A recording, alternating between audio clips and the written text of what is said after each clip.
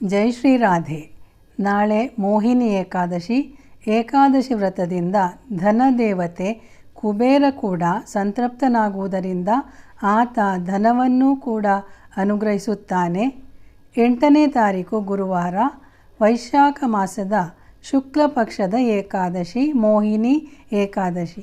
ಈ ಏಕಾದಶಿ ವ್ರತದಿಂದ ಎಷ್ಟೋ ವರ್ಷಗಳ ತಪಸ್ಸಿನ ಫಲವನ್ನು ಪಡೆಯಬಹುದು.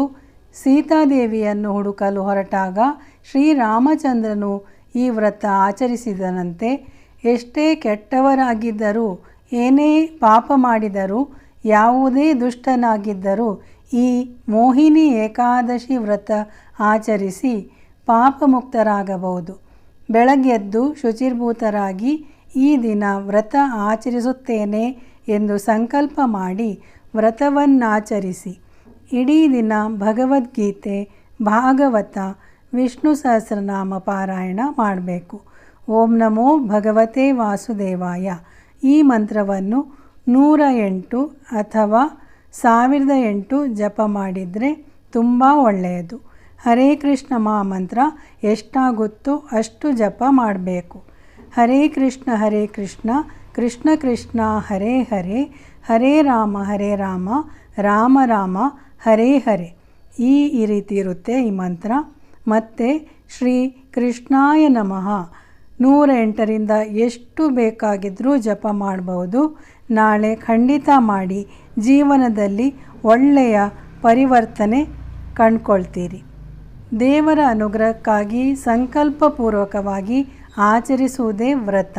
15 ದಿನಗಳಿಗೊಮ್ಮೆ ಬರುವ ಏಕಾದಶಿ ವ್ರತ ಆಚರಣೆಯಿಂದ ಸಂಸಾರ ಸಾಗರದಲ್ಲಿ ಬಂದ ದುಃಖ ನಿವೃತ್ತಿಯಾಗಿ ಸ್ವರ್ಗ ಮೋಕ್ಷಗಳನ್ನು ಪಡೆಯಬಹುದು.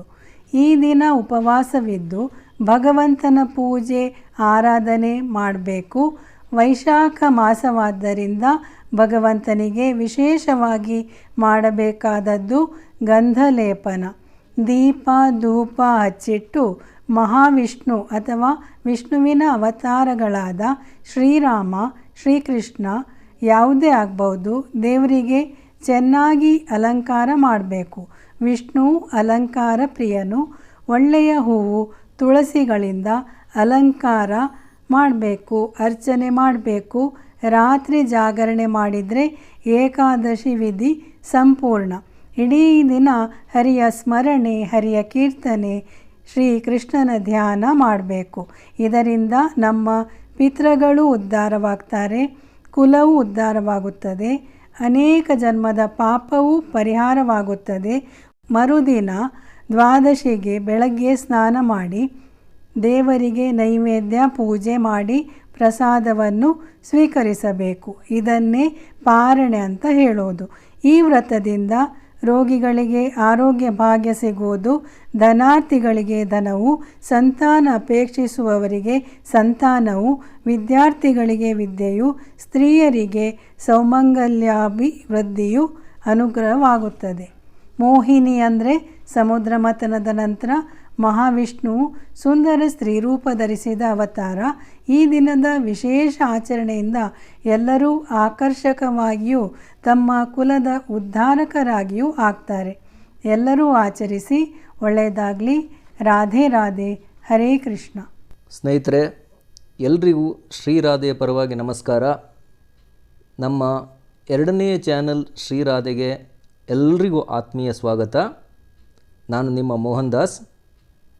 ಹೇಳೋದೇನಂತೇಳಿದರೆ, ಹೊಸ ಚಾನಲ್ ಅಂದಾಗ ನಿಮ್ಮ ಸಪೋರ್ಟ್ ಇಲ್ಲದೆ ಏನೂ ಆಗಲ್ಲ. ನಿಮ್ಮ ಹೆಚ್ಚಿನ ವೀಕ್ಷಣೆ ನಮಗೆ ಹೆಚ್ಚಿನ ಕೊಡುಗೆ ಕೊಡುವಂಥದ್ದು ಅಂತ ಹೇಳ್ಬೋದು.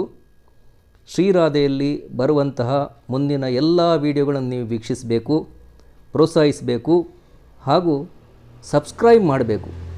ಇದಕ್ಕಿಂತ ಮೊದಲು ವಿಡಿಯೋ ನೋಡಿದ ತಕ್ಷಣ ಲೈಕ್ ಮಾಡಿ ಮತ್ತು ಶೇರ್ ಮಾಡಿಕೊಳ್ಳೋದನ್ನು ಮರಿಬೇಡಿ. ತಮ್ಮ ಎಲ್ಲ ಫ್ರೆಂಡ್ಸ್ಗಳಿಗೂ, ಆತ್ಮೀಯ ಬಂಧುಗಳಲ್ಲಿ ಕೂಡ ಈ ವಿಡಿಯೋನ ಶೇರ್ ಮಾಡಿ ಹಾಗೂ ಹೆಚ್ಚಾಗಿ ಸಬ್ಸ್ಕ್ರೈಬ್ ಮಾಡೋದನ್ನು ನಾವು ನಿರೀಕ್ಷಿಸ್ತಾ ಇದ್ದೀವಿ. ದಯವಿಟ್ಟು ಶ್ರೀರಾಧೆ ಚಾನಲ್ಗೆ ಪ್ರೋತ್ಸಾಹಿಸಿ ಸಬ್ಸ್ಕ್ರೈಬ್ ಮಾಡಬೇಕು. ಮೊದಲು ಇದು ನಮ್ಮ 2ನೇ ವಿಡಿಯೋ.